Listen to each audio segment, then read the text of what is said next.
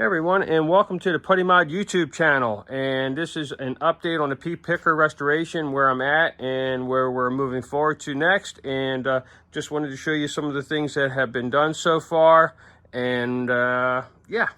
Well, anyway, what we got going on here is a bunch of different pieces that have either been taken off the bike or collected from other sources to get the bike right. And let's see, this is the fender that was on the bike originally.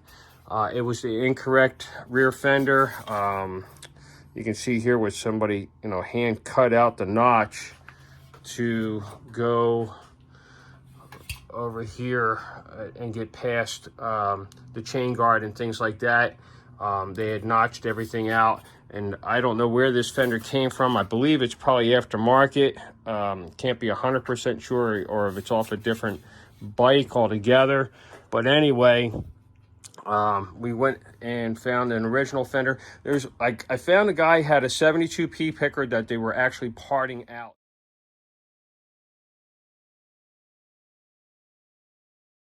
They only needed the disc brake portion of that bike, and the rest of the bike was just going to be, parted out for if anybody else needed pieces from it as well. So this is the rear fender from it. It's all been cleaned up. This is the tire we're going to use on the bike. It's clean. It's not cracked or anything. It's in excellent condition, and it's from 1972, which is freaking great. 76, 72, error, period, correct, original USA made tires. The reason why I am replacing the one in the front, this is a made in Taiwan tire. It is a reproduction, so that's got to go. And the one in the back is original to the bike. It's 1972, the raised white letter slick that this bike was originally assembled with. So it's there's many parts on this bike that are still here from 1972, original to the bike, and the rear tire is one of them. It's in pretty rough shape. It's really cracked pretty badly in a lot of places. It needs to be retired. It's just gonna get put away and stored in a manner in which it's gonna keep that tire from degrading any further than it already has. But it's not really a good tire to be riding the bike on. I mean, it would be okay for show, great for display. I actually rolled around with it. It holds air. It's holding air right now. But I don't want to have it completely destroyed, because it is the original tire to this bike from when it was brand new. And so it's going to get put away, and we're going to go ahead and make this tire here a green line, which was an option.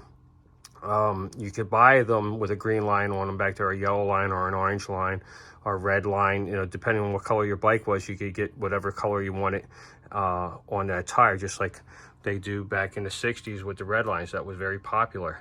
And yellow lines were as well, and double white walls, little pinstripes. And so this is going to get the green line. Should look pretty trick. I think the original green line tires were a gripper tire. This is actually a slick, so it is going to be a little liberty done there, in the sense that it'll be a slick and a green line. Nice conversation piece. It should look really no, it's going to look super cool. I may even raise white letter the sides of the tire and the Schwinn slick name on it too, just to kind of like I did here with the Firestone. It has the raised white letter there and the red line also, so it's kind of has both going on, and I think I might go ahead and do that as well. It even has an original Schwinn inner tube, which is really freaking cool. But anyway, got the correct pedals. I showed those, I think, in the last video. They've been cleaned and polished up to a point where they look really nice. I didn't want them overly polished because it wouldn't match the rest of the bike. Here are the handlebars. They have a date code on them as well. It is 1972, as well as the neck is 1972, which we showed in the last video. We have the correct grips for the brake and the correct grips for the handlebars. These are the ones that were originally on the bike. I just cleaned them. Got the original S-bolts here for the Springer. You can see these are not correct. They're not the original S bolts, obviously, because there's no S on them. So we got the right ones. And you can see it's an original Springer. I think you can kind of see where it says, has an L on there for left and an R. So you know it's an original Springer. Plus the curvature of the Springer tells you it's also an original Springer front end, but it's just missing the correct hardware. Got the right nuts now for this thrust through bolt, this one as well. So I'm going to be disassembling the rest of this bike in the next video, and that's why I'm making this video here, just to show you where we're at right now with all the parts. Original chain guard ready to go. This is an original accessory. It's a Schwinn speedometer. Got 1,600 miles on it, which is really great. That's what I wanted, something that would be correct for, you know, a bike like this. You wouldn't want one with 0 miles. I do have an NOS drive and cable and all the stuff that's necessary to install it, so we know it's going to function and function correctly. But I did want to find a good shape used speedometer, and that's what that is. Let's see, there's our shifter. This has all been polished and cleaned, has the original decals on it still. I'm not going to replace them, they're just going to be the way they are. There's the other one. The shift knob has a faded 5 on it. I'm going to leave that alone. I may try and take the knob from that one there, which is the one that I'm not going to be using, and put it onto here, but I've heard that that's going to be really difficult to do, so I just may not go there without, because it's very easy to break the knob, and I really don't want to make something worse than it, you know, than it doesn't have to be. Here's our original derailleur, all polished and cleaned up. It looks great. Our sprockets are in excellent condition. The polish on this came out super good. Looks really good. Our O-tube in perfect condition, really nice. The clip to hold the front brake cables here now, we have that. The original seat, and you've seen in a previous video the restoration on the underside of that seat and the hardware. All this stuff is original. P picker came off a 1972 P picker, so it is 100% correct for this bike. Let's see. We have the original chain from that 72 P picker parts bike, because I was missing the chain on this. So we have an original correct German-made, or actually I think this is a France-made chain from that 72 P picker. Here is the most, I guess, hardest, most coveted part of a bike of this era in 1972, which is the rear disc brake caliber and bracket. This thing is money. This is... These things can cost just as much as the bike. It's dated 1972, as you can see. Made in USA. Brake pads are in excellent condition. Everything's really nice. It still has to be polished. That's why it's sitting over here. Here's an original clamp to hold the cables. That still has to be polished. There is the head stamping there, you know, that says Schwinn Chicago with the little screws. This is correct for the bike as well. Let's see what else we got going on. The sprocket here, I got a Krager up here on the bench. I just want to kind of give you guys an idea where this sprocket, you know, comes from. What was it, you know, why was it, you know, designed on this? These are muscle bikes. So when they made these bikes, they replicated, you know, a muscle car, a hot rod, a dragster, you know, with the big stick shift, the slick, and all that good stuff, you know. So it's like a, you know, they called it a muscle bike.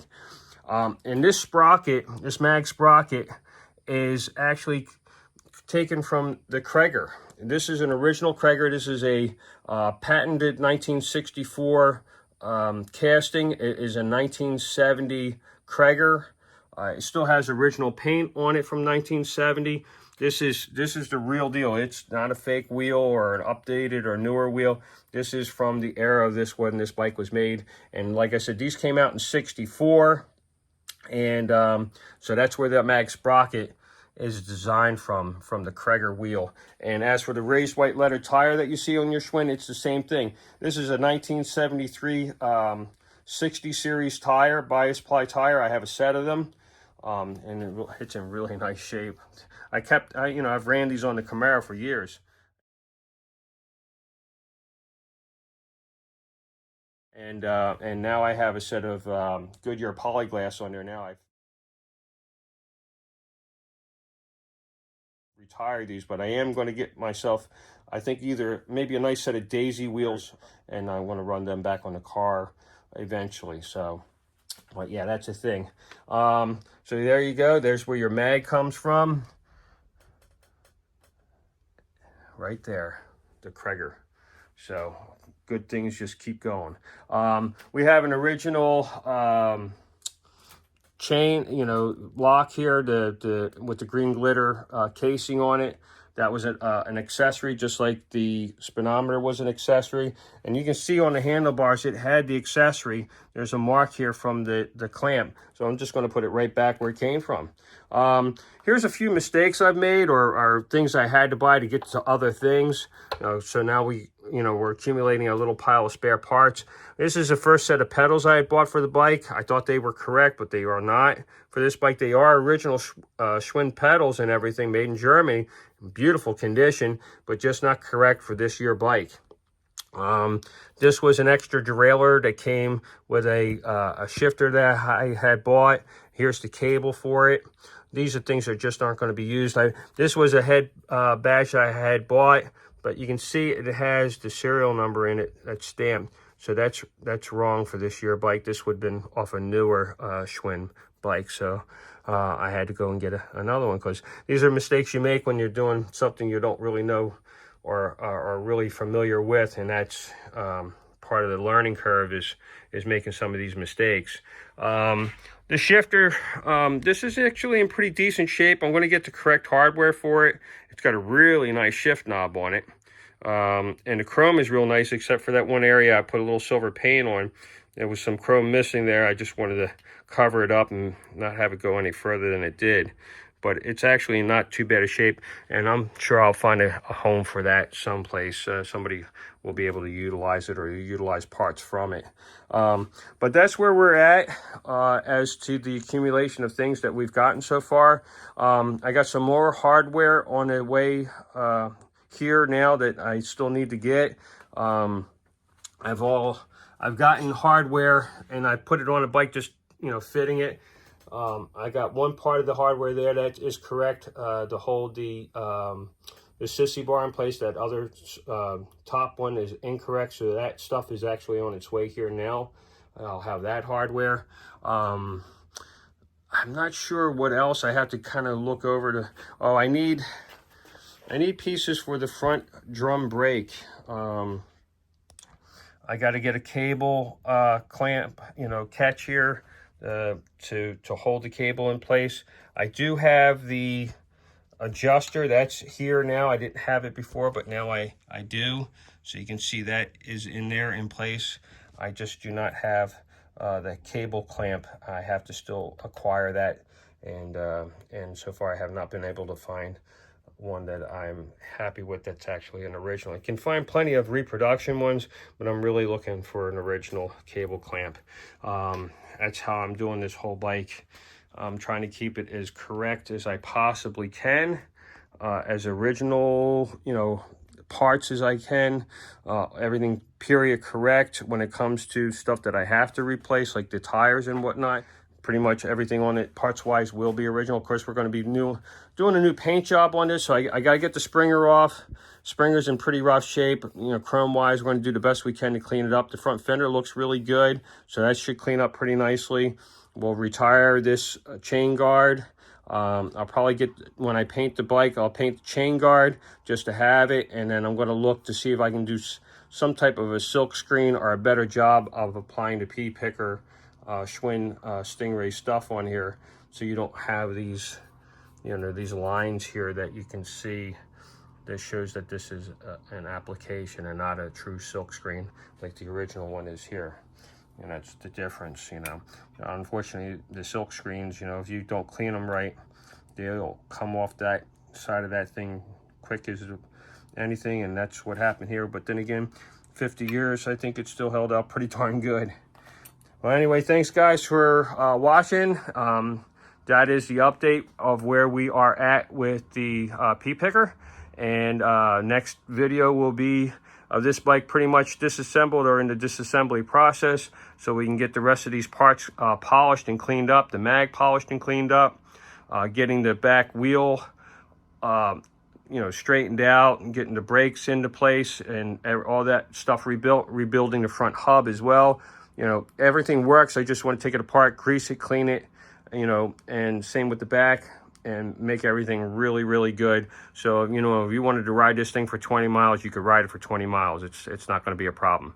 All right, thanks for watching. Please subscribe. Ask any questions you may have. I can try to answer them. I'm not an authority on this bike by any stretch, but I am having a lot of fun doing it. I did have a Schwinn Stingray when I was a kid, a green one, and I'm actually on the hunt for one of those now. Just a plain, no Fender 68 Stingray, because that's actually the bike I had when I was really young, and got it for $5 off the neighbor. He had bought the bike brand new, and he was too old for it, and I got it off of him for $5. That was pretty cool. See ya.